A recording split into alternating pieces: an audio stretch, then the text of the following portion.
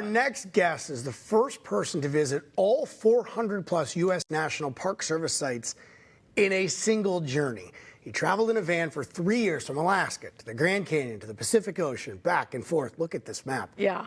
Oh my gosh. As a travel nerd, I studied this for about 45 minutes last night going, how did he do all that? How did he deal with all the seasons right. in between? Yeah, right. Michael Meyer joins us today because he recently starred in a short film while river rafting. Michael, welcome back to Minnesota Live. Thanks for having me. Great to be here. Yeah, okay, let's talk about the map real quick. Let's talk about this journey to all the 400 plus parks. For people who didn't tune in last year when you were on, give us a little snippet of what that journey was like for you and what you did exactly. Yeah, well, from 2016 to 2019, I lived in a self-converted cargo van and visited all of our 400 plus National Park Service sites. Where did you get the idea to do that? I grew up with a dad who was a big road trips fan, and he was a Lutheran pastor, a campus pastor, so we got his summers off to sort of do bigger road trips that we'd take as a family. And then when he passed away, I was just 19 and he was 58 and didn't get to retire. And so it taught me an important lesson about chasing our bucket list dreams sooner rather than later. So that's really why I made it a goal to do that at age 30. It's such an amazing accomplishment, and just following, I hadn't heard about it until yesterday. We knew you were coming in today, and I just started reading into it. It was amazing. Google it. It's easy to find that journey. But we want to talk about this short film that you're in called Canyon Chorus. Watched that last night. Yeah. I mentioned you before you came on. Visually, this thing is spectacular. It's absolutely beautiful.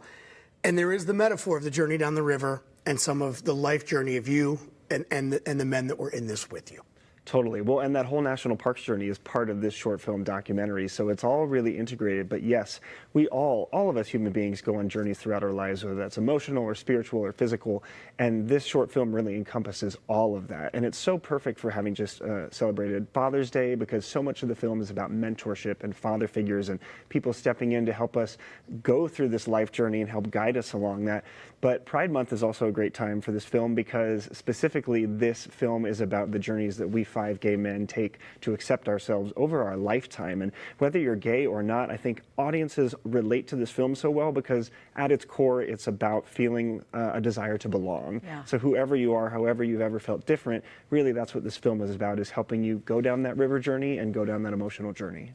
So much of the parks that you did over the 3-year journey was kind of just you, but this is a part where you're with other people. Who are these people that you're with, and how did you get them to come along on this portion of the journey with you? Oh my gosh, it took a long time to get them. Larry, who's the other big protagonist in this film, he did not want to go on one of these rafting trips. He was worried he was too old, that it was too dangerous, so many excuses. And I finally said, look, this is for a film, it's paid for, it's free for you, you have to come. No one gets to Once do this. in a lifetime, yeah.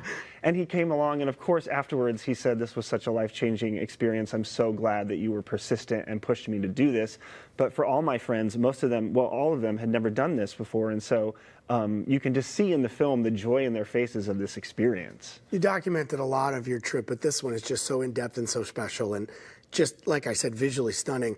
The moment I love the most, I don't want to give away too much, when you were singing in the canyon, these high-walled canyons, and your voice, which is amazing, just reverberating against these walls. What was it like river rafting with a camera crew and having that sort of yearbook of that experience that you'll be able to go back and watch forever?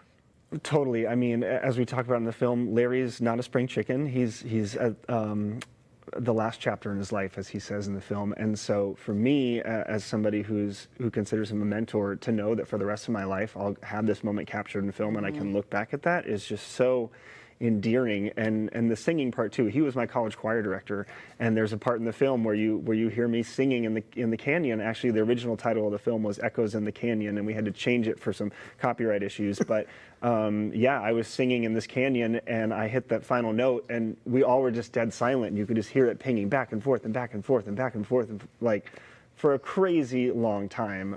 So there's just so many cool moments, and I'm so excited that audiences can watch this now for free and see it themselves. When you set off on this journey, did you know what the vision for the film was going to be? I guess what I'm asking is, what was your reaction when you saw the end product? Yeah, so we had a journey as a film crew making this happen. We got funding approval very last minute last summer and had like 3 weeks to like find a rafting company, to get a filming permit, to find a production crew, to find a director.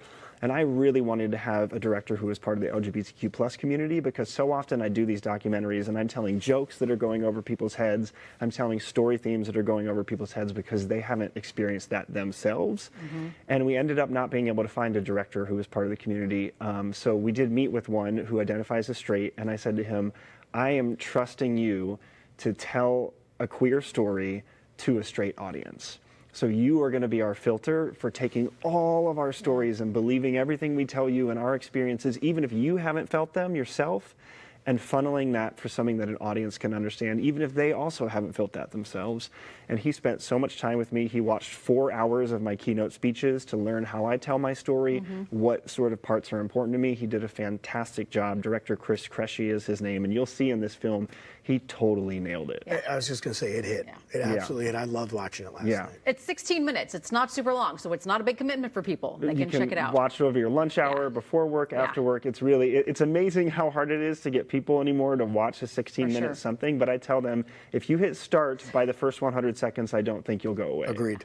Yeah. It was so nice to have you in, Micah. Thank you Thanks so for having much. me. Appreciate it. We appreciate it. You can watch Canyon Chorus. You can even ask Micah your own questions at a Q&A that's happening in Bloomington next Tuesday, June 25th. It's at 7 o'clock at the REI store there. Do that. If you can make that, go watch that, because seeing it on movie screen would be amazing. If you don't want to wait, you can watch it now on YouTube. We have a link to that on minnesotalive.com.